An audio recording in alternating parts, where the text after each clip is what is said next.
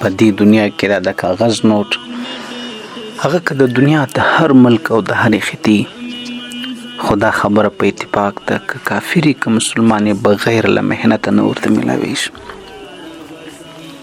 خلک په دې نوټ پسې څومره ستړي دي ځکه په همدې نوټ یې بیا یو کار کېږي، یو ځای ورته لري، ارزښت لري دا نوټ که نه.